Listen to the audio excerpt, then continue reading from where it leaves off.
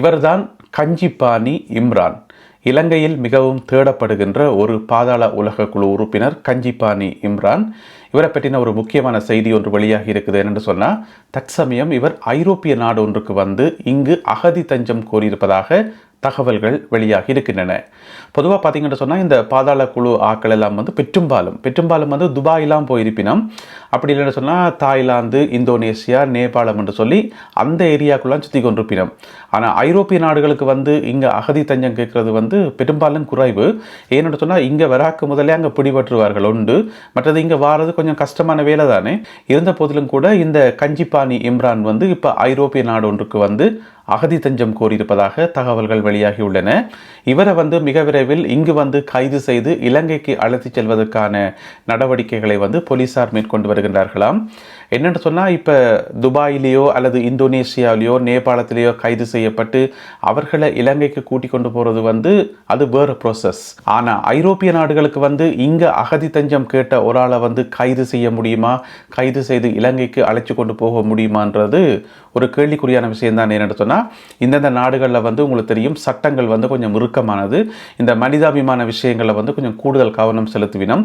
அதோட வந்து இந்த நாட்டில் வந்து அகதி தஞ்சம் கேட்ட ஒரு ஆளை வந்து பாதுகாக்க வேண்டியது இந்தந்த நாடுகளினுடைய பொறுப்பு. ஐரோப்பிய நாடு எதுவாக இருந்தாலும் அந்த நாட்டினுடைய பொறுப்பு. எனவே சட்ட சிக்கல்கள் கொஞ்சம் இருக்கும் என்று எதிர்பார்க்கப்படுது. அப்படி இருந்த போதிலும் கூட ஏதோ ஒரு வகையில் இவரை கைது செய்து இலங்கைக்கு அழைத்துச் செல்வதற்கான முயற்சிகள் தற்சமயம் மேற்கொள்ளப்படுவதாக தகவல்கள் வெளியாகியுள்ளன. அதோட இன்னும் ஒரு முக்கியமான விஷயம் என்னன்னு சொன்னால், உங்களுக்கு தெரியும், கஞ்சிப்பாணி இம்ரான் வந்து ஏற்கனவே இலங்கையில் கைது செய்யப்பட்டிருந்தவர். பிறகு அவர் விடுதலை செய்யப்பட்டு அங்கிருந்து எப்படியோ தப்பி வெளிநாட்டுக்கு வந்துட்டார்.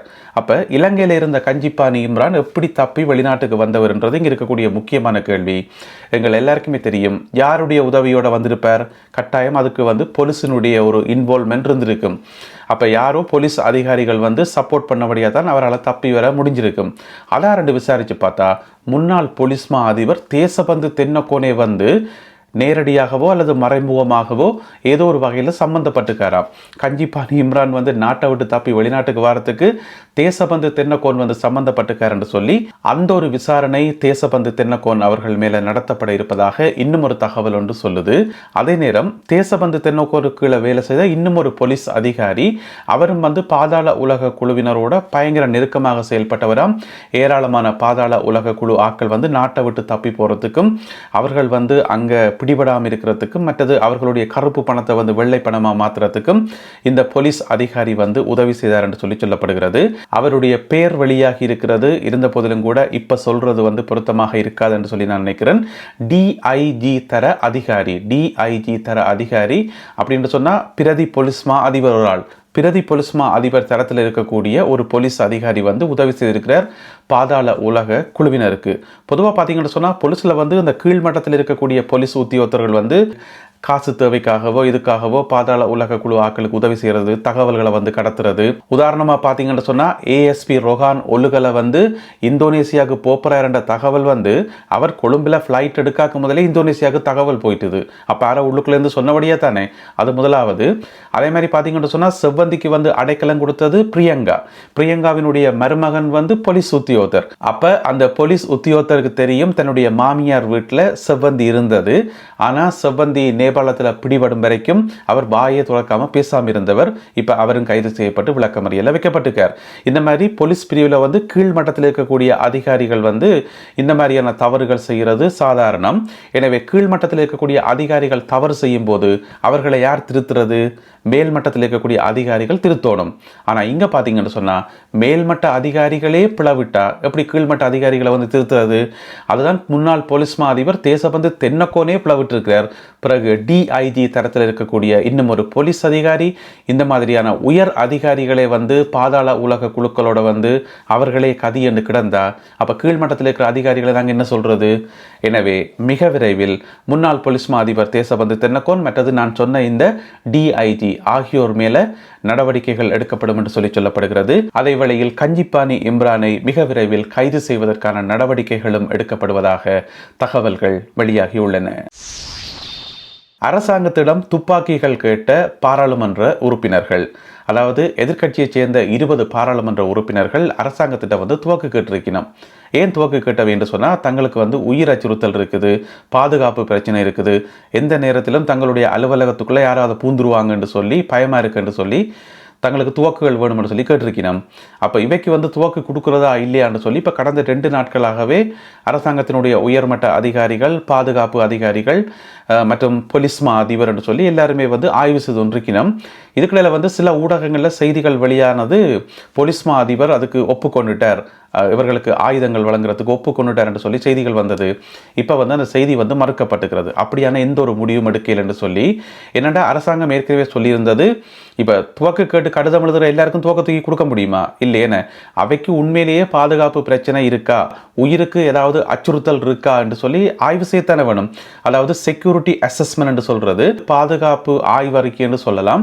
அப்படி வந்து ஒவ்வொருத்தருக்கும் தனித்தனியாக பாதுகாப்பு ஆய்வறிக்கை செய்து பார்த்து அவைக்கு உண்மையிலேயே பிரச்சனை இருக்கா, ஏதாவது பழைய கேஸுகள் இருக்கா, எங்கேயாவது பஞ்சாயத்தை எடுத்து வச்சிருக்கணுமான்னு சொல்லி பார்க்கத்தானே வேணும். எனவே அந்த பாதுகாப்பு ஆய்வு அறிக்கை எல்லாம் செய்து முடிச்சா பிறகுதான் ஆயுதங்கள் கொடுக்கிறதா இல்லையான்னு சொல்லி யோசிக்கலாம் என்று சொல்லி முடிவெடுக்கப்பட்டிருந்தது. இப்ப வந்து பிரதி பாதுகாப்பு அமைச்சர் அருண ஜெயசேகர வந்து ஒரு கொழும்பு ஊடகத்துக்கு சொல்லியிருக்கார், நாங்கள் இவர்களுக்கு துப்பாக்கிகள் கொடுக்க மாட்டோம்.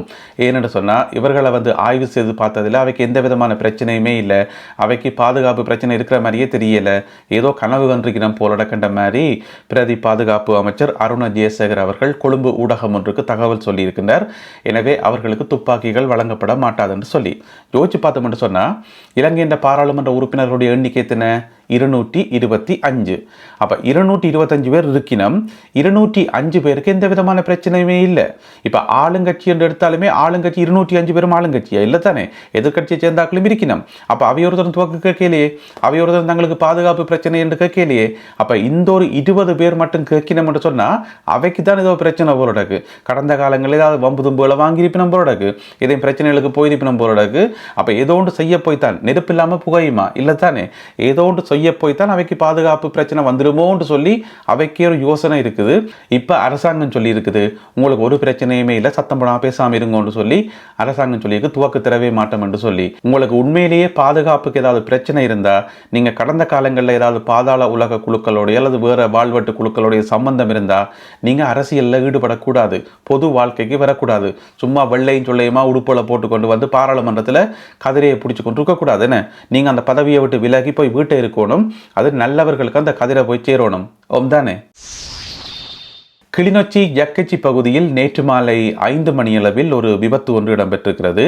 அதாவது ஒரு காரும் ஒரு டிப்பரும் வந்து நேருக்கு நேர வந்து மோதி இருக்குது.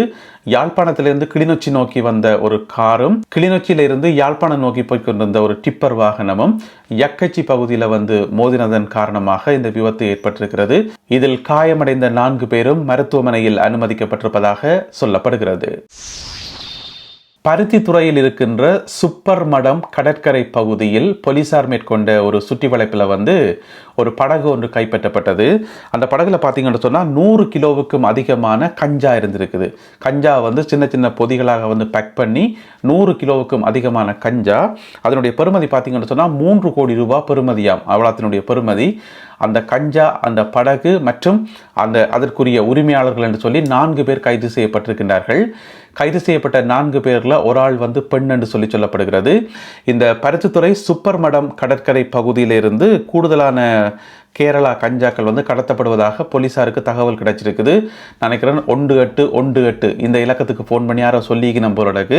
இந்த இலக்கத்துக்கு வந்து இப்போ தொடர்ந்து தொலைபேசி அழைப்புகள் வந்து கொண்டே இருக்காம். நினைக்கிறேன் எல்லா மக்களும் வந்து ஆர்வத்தோட ஃபோன் பண்ணியோரே சொல்லி கொண்டிருக்கணும் போலக்கு. இன்ன இடத்துல கஞ்சா இருக்குது, இன்ன இடத்துல போதை பொருள் இருக்குன்னு சொல்லத்தானே வேணும் கட்டாயம். அப்போ தான் பாதுகாப்பாக இருக்க முடியும்.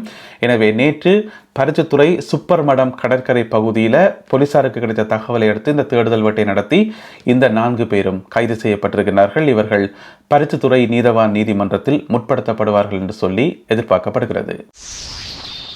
அடுத்ததாக இன்றைய கேலி சித்திரம் கார்ட்டூன் ஓவியர் ஜெஃப்ரி வரைந்த ஒரு கேலி சித்திரம். இதில் பார்த்தீங்கன்னு சொன்னால் 2 பெரிய பாம்புகள், பெரிய மலைப்பாம்புகள் மாதிரி கிடக்குது. அதில் ஒரு மலைப்பாம்பு வந்து போதைப்பொருள் ஒட்டுமொத்த இலங்கையை வந்து சுற்றி அப்படி இறுக்கி பிடிச்சி வச்சிருக்கு. தெரியுது அந்த மலைப்பாம்பு பிடிச்சி அப்படி இருக்கும், அதே மாதிரி இலங்கையை வந்து இறுக்கி பிடிச்சிருக்கு அந்த பாம்பு. அதனுடைய வாலை பிடிச்சி இழுக்கிறார் ஜனாதிபதி அனுரகுமார திசாநாயக்கா அவர்கள். அதே நேரம் அங்கால பார்த்தீங்கன்னு சொன்னால் அங்கால இன்னும் ஒரு பிரச்சனை, இன்னும் ஒரு பாம்பு. அது வந்து ஒரு சாதாரண குடிமகனை வந்து சுற்றி வளைச்சு அப்படியே நெரிக்குது.